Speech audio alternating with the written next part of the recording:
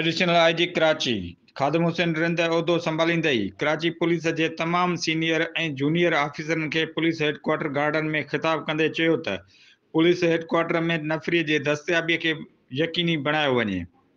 एसपीज़ ऐं डिविजनल एसडीपीओस के chain of command के तहत पंहिंजा अख्तियारन के इस्तेमाल करण जॾहिं एसएचओस जी मेरिट ते मुक़ररी ऐं ज़ीरो टॉलरेंस की हिदायत ॾिनी हुई। पुलिस चीफ जांच के शोबे ऐं ऑपरेशन के गडियल तौर ते केस के दाख़िल थियण खां वठी मुलज़मन की गिरफ़्तारी ऐं अदालतन मां सज़ा ॾियारण ताईं हर तरह जो तावन करण जो हुकुम ॾिनो। अवाम सां गॾु पुलिस के मुस्बत रवैये ऐं गडियल तावन के वधाइण जे लाइ रोज़ाने जे बुनियाद ते एसएचओस के ॾींहं में 2 कलाक अवाम सां मुलाक़ात यकीनी बणाइनि।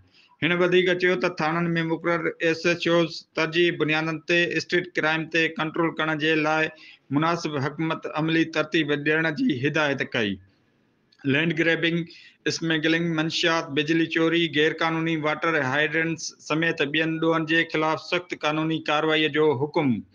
कराची पुलिस चीफ एसएचओस जे कारकर्दगी जो जाइज़ो वठण जे लाइ सरप्राइज़ विज़िट जो आइंदा ॾिनो, जॾहिं त एसडीपीओ सुराबगोट एसएचओ सरजानी ऐं रिज़विया जे ख़राब कारकर्दगी जी बुनियाद ते मुअत्तल करे इंक्वायरी जो हुकुम ॾिनो। Karachi police chief SP investigation के शोबे में जांच में बेहतरी आणण जे लाइ कदम जो नए सिर जाइज़ो वठण जी हिदायत कई। कराची पुलिस महदूद वसाइलन में रहंदे अमन अमान के कायम रखण ऐं कानून के बुलंद रखण जे लाइ मुमकिन कदम खणी रही आहे। रायब गाओ, इब्रा न्यूज़, कराची।